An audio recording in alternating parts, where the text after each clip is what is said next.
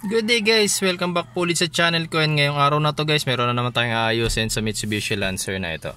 So may problema sa starter ang Mitsubishi Lancer na to kasi every time na mag-start ako, hindi nagre-response yung starter. Meron lang ako naririnig na minimal na lagitik, pero as in hindi nagre-redondo yung aking starter. Ayan.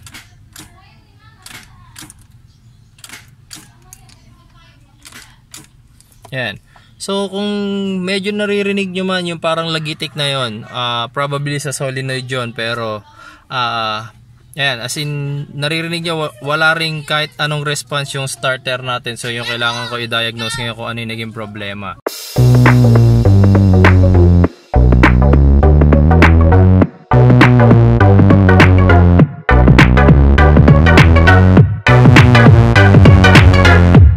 Basic things muna na consider natin. So unang-una, i-consider ko muna sana yung ignition switch. Kaso every time na i-trigger ko yung ignition switch sa starting position, may naririnig naman akong lagitik doon sa starter natin. So ibig sabihin okay si starter ay si ignition switch So probably nasa starter natin ang problema, and yun yung kailangan nating solusyonan. Pero meron pa isang pwedeng maging problema, which is yung battery. So pwedeng mahinang battery lang, pero sure kasi ako na maayos ang battery nitong kotse na to. So para mapakita ko rin sa inyo yung battery ng kotse na to, ililipat ko do sa battery ng aking owner.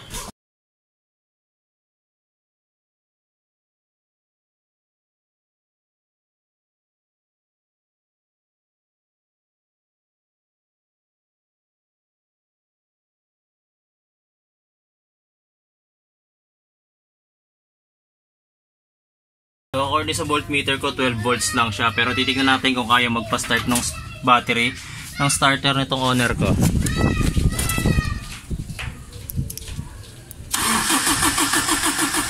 Ayan, so rumiredondo yung ano ko makina ko. So ibig sabihin kaya magpa-start ng aking battery. Wait lang. Isa pa.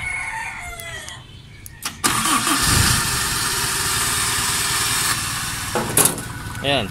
So nakita nyo nag-start yung ating sasakyan, yung owner natin, gamit yung battery na ginagamit ko kanina doon sa kotse. So probably yung problema ng kotse na yun is wala sa battery kundi nasa starter. Basic troubleshooting muna ang ginagawa pagdating sa starter. So kung mapapasin nyo rito sa makina natin, ang starter ang isa sa pinakamahirap tanggalin kasi ito yung ating starter. Ayan. So meron bolt na nag-hold dyan sa starter na yan. So yun yung kailangan nating maabot, itong bolt na to. Ayan. So tatanggalin natin ang dalawang bolt na yan para matanggal natin si starter. Pero hindi yan magiging ganun kadali, dahil unang-una yung starter na yan nasa ilalim ng manifold. Tapos syempre may mga nakaharang pa na makaka-apekto rin sa pagtatanggal, kaya hindi siya ganun kadaling gawin. Kaya pinakamadaling diagnosis dyan guys is to make sure muna na sa starter nga ang problema natin. Kaya kanina pinakita ko sa inyo na ignition switch natin gumagana kasi may naririnig kayong lumalagitik. And then yung battery natin pinakita ko rin sa inyo na maayos siya kasi mula rito sa kotse na to nilipat ko doon sa owner ko. And mabilis naman napastart yung owner. So ganun lang kadali. Before we proceed sa pagbabaklas ng starter, ang isang bagay na kailangan yung gawin is to make sure na nakatanggal yung cable sa inyong battery terminal. So ngayon as in wala yung battery ko, and ito yung mga battery cables niya. Kasi kung mapapansin nyo kung bakit kailangan na wala yung terminal sa battery, kasi itong positive wire na to, kung mapapansin nyo, pag tinrace nyo yan, direkta yan na nakakabit sa ating starter. Ito yung matabang wire na yan. Ito yan. Papunta yan sa ating starter, direkta sa ating positive terminal ng battery. And then yung negative terminal naman, direkta rin yan na nakakabit sa ating starter. Ayan. So kapag tinatanggal natin ngayon yung starter, yung positive terminal pwedeng madikit sa any metal part ng ating sasakyan, which will cause a direct short circuit. So malakas magi-spark yon. So delikado yon. Kaya kapag magbabaklas ng starter guys, kailangan totally disconnected ang mga battery terminals natin. Okay?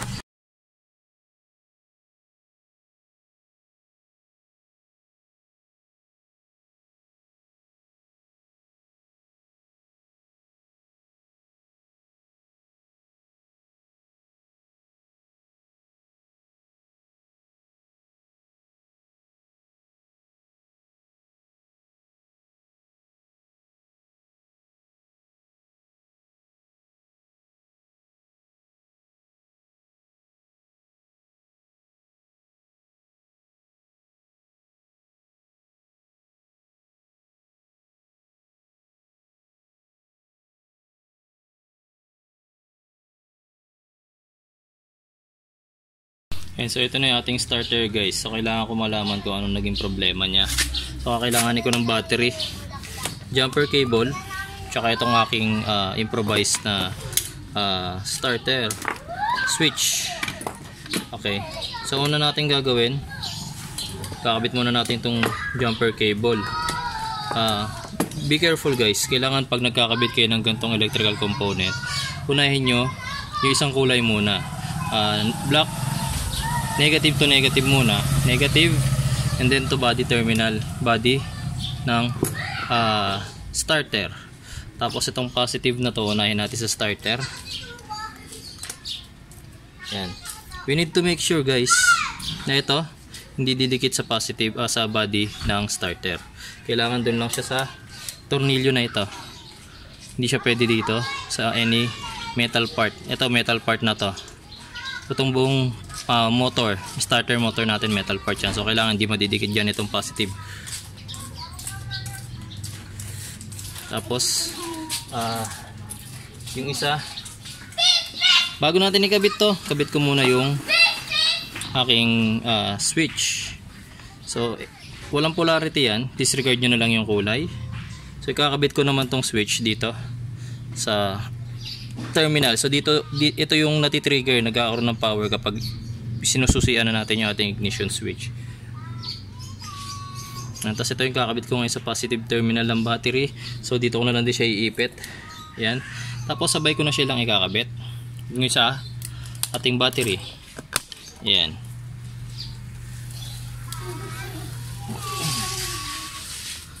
Oops. Hanggat maaari guys, kung may makukuha kayo na assistant para tumulong sa inyo na gawin yung bagay na to, kumuha kayo na assistant, okay?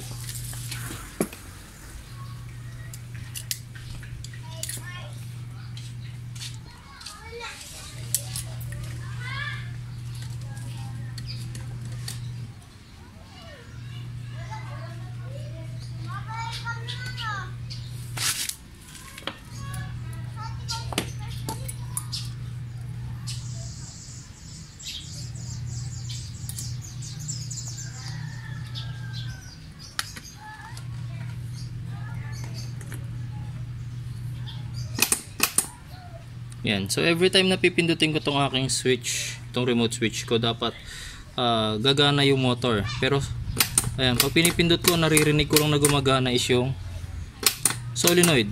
Yung mismong motor hindi. So kailangan ko malaman kung gumagana yung motor. Ayan.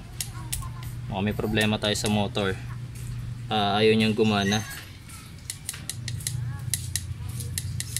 Pag dinikit kasi dito, ito kasing nakikita nyo itong wire na to, papunta sa motor. So kapag dinikit ko rito yung positive terminal nitong jumper cable ko, dapat gagana yung motor eh. Kaso hindi siya gumagana. So probably may problema yung ating motor.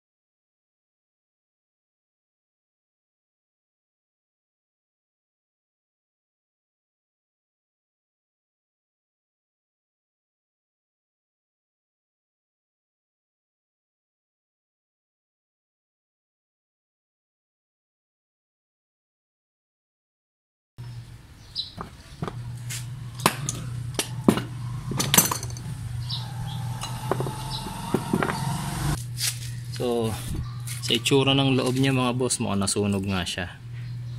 Yan, maraming mga carbon. Ayan o, nasunog yung loob ng starter. So pag ganito nangyari, no choice, kailangan na natin magpalit ng buong motor, buong starter na rather. So hindi na rin siya advisable na ma-repair dahil sa naging ganito yung itsura ng starter na to. So sad news, kailangan natin bumili ngayon ng starter. So nasa magkano kaya ang starter na ganito? Mga boss, ito na yung nabili kong surplus na starter. Original Mitsubishi yan. Tapos surplus nga lang, pero at least kahit pa paano original pa rin siya. So meron ako isang video kung ano yung mga chinek ko sa starter na to, kung bakit ito yung napili ko. So kahapon pumunta ako ng surplusan, may pinakita sa akin doon at least mga 5 starter. So namili rin ako doon, and ito yung pinaka napili ko. So kung gusto niyo malaman paano ko napili itong starter na to, panoorin niyo yung video na yon. Then I hope makatulong yun sa inyo in case na kayo naman yung susunod na bibili ng starter sa inyong sasakyan. So before ko ito install sa makina, nang unang-una kong gagawin is lilinisin ko muna yung mga terminals. Kasi nga syempre siguro na-stuck din to doon sa katayan. So kailangan masigurado kong malinis ang mga contacts niyan. Itong 3 terminals na to plus ito. Tapos i-test ko na rin siya ulit sa battery para to make sure lang na working siya, kasi medyo mahirap magtanggal at magkabit doon sa makina nitong starter na to. So ang ginagamit ko na panlinis dyan dito sa terminals is mga steel brush lang. Tapos dito sa pinaka terminal na ito, dito nakakabit yung ating trigger, yung sa ating ignition switch. Liha lang ang ginagamit ko dyan hanggang sa lumabas yung kulay copper, kulay tanso. So ito testing muna natin ang starter na to. Okay. So isang terminal black sa body ground ulit ng tester, ay nung starter. Tapos yung black naman sa negative terminal ng battery. Next terminal, itong red dito sa terminal na to. Wag dito dapat dito sa kabila. Kasi kung mapapansin nyo itong copper na to, papunta yan sa motor. So kapag dito nyo kinabit yung positive, aandar agad yung motor So dito sa kabila. Then iiwasan natin dumikit sa body ground, yung sa body ng starter, yung ating positive terminal. Tapos itong aking remote switch, isa sa positive, and isa dito sa nilinisan kong terminal. Ayan. Tapos pwede ko na ikabit ngayon yung red terminal doon naman sa battery. Ayan. So magte-test na tayo.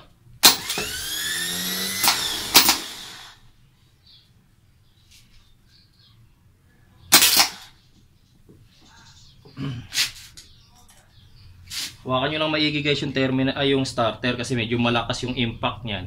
Talagang gagalaw yan. Ayan, so naririnig nyo every time na pinipindot ko itong aking remote switch, gumagana na yung starter. So working siya, and pwede tayo mag-proceed ngayon with our installation. So sa installation ng ating starter, ito yung pinaka maia-advise ko sa inyo guys. Be very careful. Kasi ang pagpapalit ng starter ang isa sa pinakamadaling i-DIY sa ating sasakyan. Pero isa yan sa pinakadelikadong bagay na gagawin ninyo. Kaya very careful dapat. Kasi sa pagpapalit ng starter, nakita nyo naman, 2 tornilyo lang yung tinanggal ko kanina. Then dinisconnect ko lang yung connections ng battery sa ating starter, then sa ignition switch. Then natanggal ko na yung starter. Then ibabalik nyo lang yung bago, papalitan nyo lang ng bago. Then reinstall yung starter sa makina, ganoon na siya kadali. Kaya ako nasabing napakadali ng replacement ng starter, pero napakadelikado niya.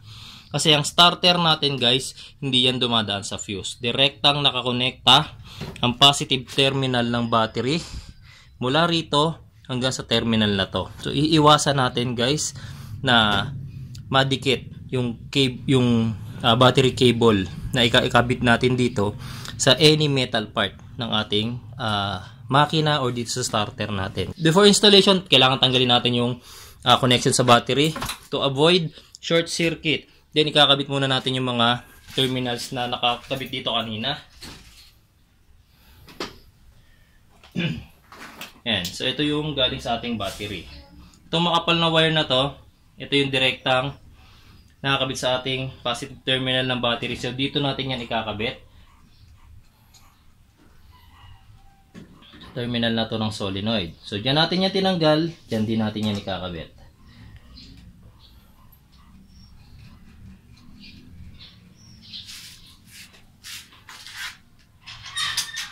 And we need to make sure na mahigpitan natin yan ng maayos, ng husto.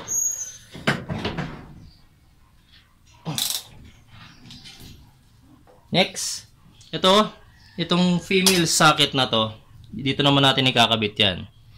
So, ganun lang siya kadaling i-install ulit. Ibalik, ganun lang siya kadaling palitan. Tapos, ikakabit na natin tong starter dun sa ating makina. Yan. So, before na tuluyan nating ikabit yung cables dito sa ating battery terminal, medyo kapain nyo yung pinagsuksukan natin ng pinagkabitan natin ng positive line natin tsaka yung sa ignition switch kung natanggal o kaya nadikit sa body ground. So hindi na natin makikita yan dito sa video kasi naharangan nung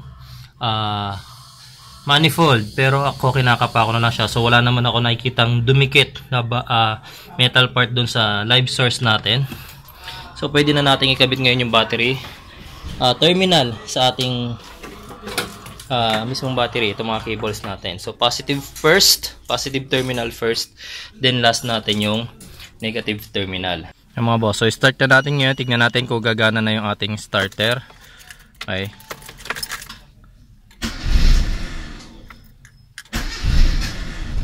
Ayan. So napastart na natin yung ating makina. Medyo sluggish pa lang siya ngayon kasi cold start. At least okay na yung ating makina, umaandar na siya. Gumana na yung ating starter ng maayos. So I hope guys sa video na to natutunan nyo kung paano i-diagnose yung starter problems niyo and kung paano na rin magpalit. Okay, so kita-kita tayo guys sa susunod ko pong videos, and please continue supporting my channel guys, and maraming salamat po sa inyong panonood.